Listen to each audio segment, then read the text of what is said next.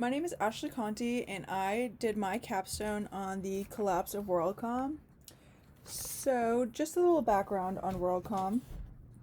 WorldCom was a global telecommunications company formerly known as Long Distance Discount Services, which was established in 1983. In 1985, Bernie Ebbers became CEO of the company, and by 1989, they had gone public.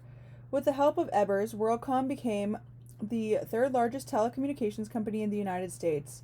They went from being a small company based out of Hattiesburg, Mississippi, to a global company that had acquired 60 telecommunication companies and was producing approximately $30 billion in revenue.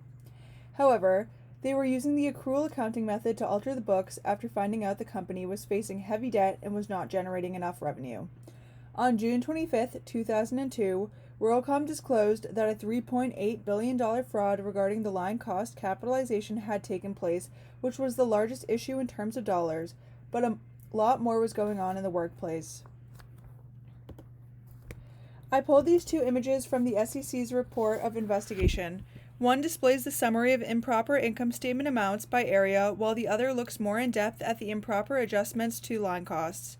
I would like to focus more on the line cost image. So, on June 25, 2002, WorldCom announced that it intended to restate its financial statements for 2001 and the first quarter of 2002 because it had discovered improper transfers of $3.8 billion from line cost expenses to asset accounts. On August 8th, WorldCom announced that it found additional accounting irregularities in 1999 through 2002 in the amount of $3.3 billion for a total of $7.1 billion. Of this total amount reported by WorldCom, $6.4 billion related to adjustments to line costs.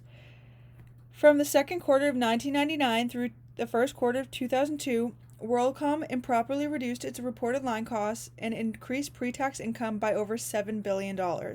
The improper accounting actions to reduce line costs took two main forms: releases of accruals in 1999 and 2000, and then, when the accruals had been drawn down so far that it was not practical to continue releasing them on the same scale, capitalization of operating line costs in 2001 and early 2002.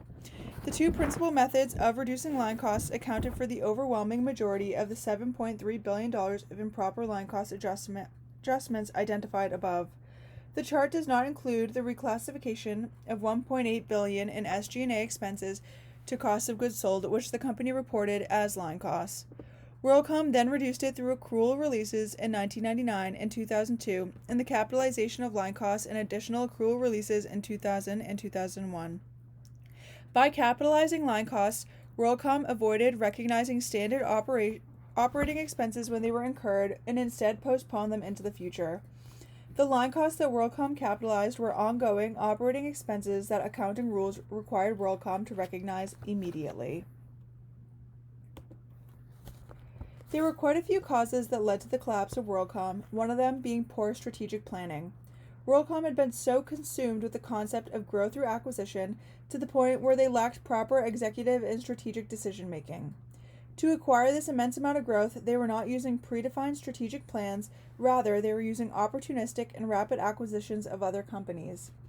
Several multi-billion-dollar acquisitions were approved by the board of directors following conversations that lasted 30 minutes or less and without the directors receiving any paper regarding the terms or implication of the transactions. They also lacked proper strategic debt planning. The underwriters failed to conduct any due diligence to determine whether WorldCom had the means, intent, and ability to satisfy the staggering amount of debt it was accumulating. Along with this, they had no plans for how they intended to satisfy the debt they had already taken on. WorldCom also failed to integrate the systems and policies, leading to a weak internal control environment.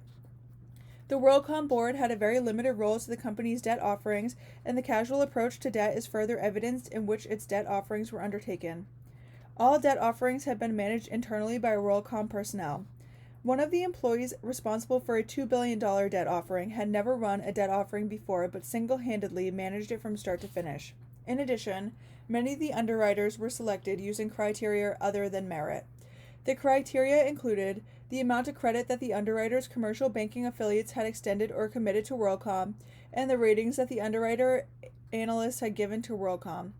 WorldCom also had an uninformed board of directors.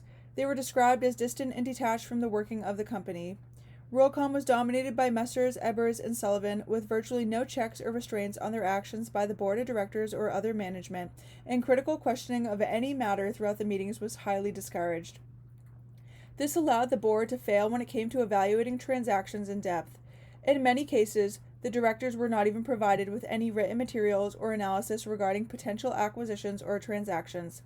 This led to the belief that the company's officers and directors went along with Ebers and Sullivan even under circumstances that suggested corporate actions were necessary and at worst inappropriate and fraudulent. To add to this, many of the employees reported that WorldCom had a very aggressive workplace culture. They had a very autocratic form of management and emphasized a corporate culture where leaders were not to be questioned or second-guessed. When employees raised questions about the practices at WorldCom, they were often met with fits of anger, criticized in public, and received inquiries through intimidation and belittling emails. Several times, staff accountants and the general accounting group frequently and without question enter large round dollar journal entries after the close of a quarter without being providing any supporting documentation whatsoever. To build off of an aggressive workplace culture, WorldCom lacked a code of conduct, and when there was an effort to implement a code of conduct, Ebers described it as a colossal waste of time. Written policy directed employees who felt that they had been instructed or requested by anyone acting on behalf of the company to engage or participate in any unlawful or unethical activity to immediately contact their manager, human resources, or the law and public policy department. There were 2 complaints of unethical behavior related to accounting procedures reported to Human Resources. However, the company did not take any action, and shortly after filing those complaints, the employees were released. This is a flowchart that I found in the SEC report of investigation. It depicts the individuals principally involved in the WorldCom scandal. As you can see, you have CEO Bernie Ebers at the top, and following him, CFO Scott Sullivan and Chief Operating Officer Ronald Beaumont. And beneath them, you have other key employees that participated within the scandal. I think that in any situations, especially within a fraudulent one like WorldCom's, a liberal arts education can help. At schools such as Emmanuel, we are not only given a well-rounded education, but we are also taught to think critically and approach problems differently. In the case of WorldCom, we can see the lack of critical thinking, especially within the board of directors. This may be because they were so uninformed and the workplace culture was so aggressive, but they still had the opportunity to think critically and ask those difficult questions, but they chose not to. A liberal arts college also gives you the chance to develop interpersonal skills, which is important in any line of business within any level of hierarchy.